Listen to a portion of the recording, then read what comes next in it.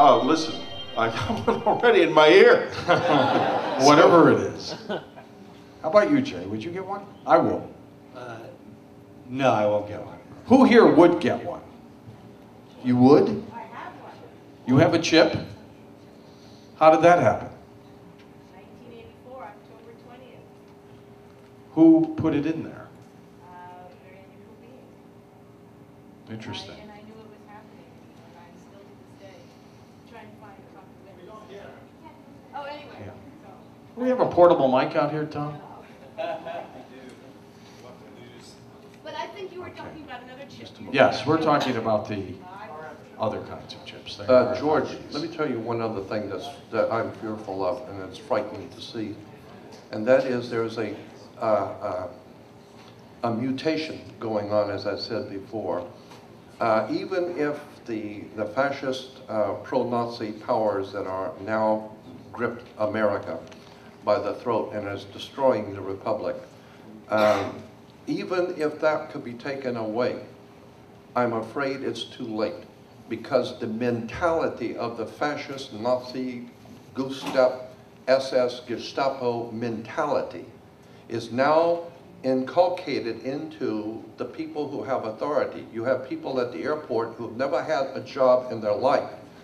They don't have the education to have a job, but now they're wearing a badge, carrying a gun, and now they are the law. And consequently, they now have the boots and the SS and the Gestapo. And try getting through without taking your shoes off. Exactly. What I did is I had my sandals on when I was going to Egypt, and they said, the lady told me, she said, yeah, take them off. I purposely acted stupid, and I unbuckled my pants and pulled them down. And she said, yes, no, notice no. how he said he purposely acted that way. Oh yeah, I did it purposely. And she said, no, not your pants. I said, oh, okay, I didn't know. You said take it off. But the point being is that there is a mentality now in the police department, in the civil services, in the military. Everything now is based on everyone in America has to be in compliance to the Führer. The SS and the So Gestapo true. is So true. So true. You know, I couldn't help but notice the horror in China because of the earthquake or the cyclone in Myanmar, Burma. And these people are crying and screaming and hugging on to their loved ones. These people don't want to fight. They don't war. The Iraqis don't want to fight us. It's the leaders. It's the leaders of all these planetary countries that are doing this. Yeah. And they're ruining this planet. They are ruining the planet. But look at what's happening in Russia with the lunatic Putin and parading all of these ancient, on May Day, all of those ancient Cold War tanks and things, and the defense minister riding past in a 1973 ZIL convertible. It was unbelievable. It would have been silly if it hadn't been so sad, because instead of doing something for Russia that would prevent it from literally disappearing from the face of the earth, because its population is declining because of the despair and the lack of care and the lack of health care and the lack of food in the country, this idiot is spending it all on rearmament for nothing, for nothing.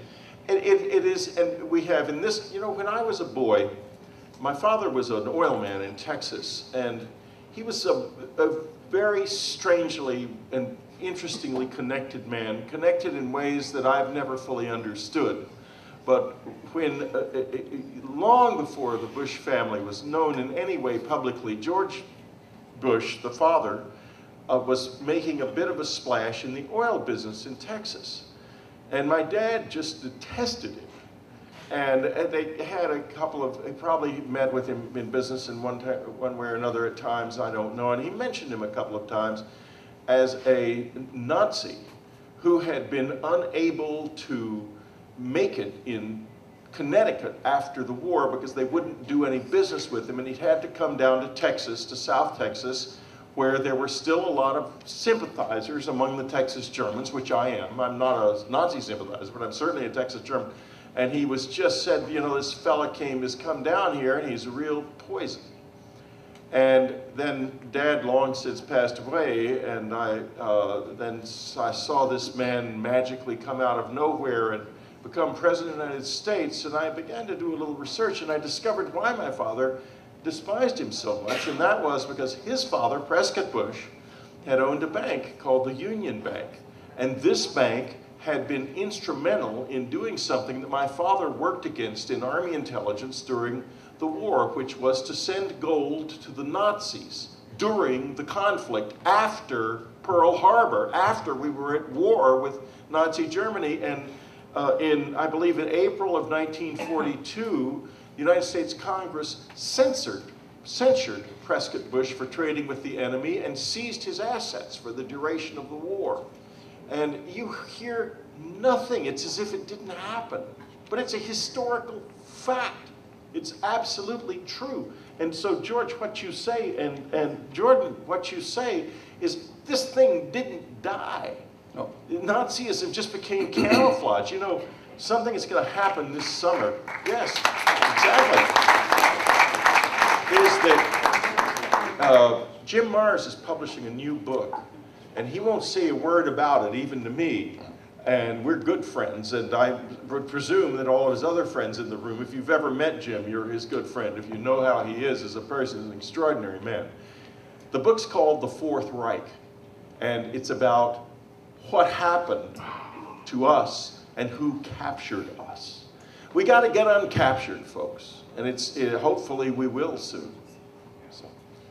George, I've spent 48 years of my life looking at secret societies, occultism, and government and religion.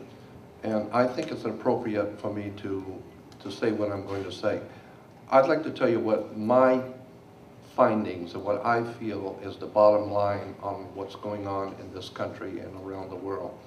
And it's just my opinion.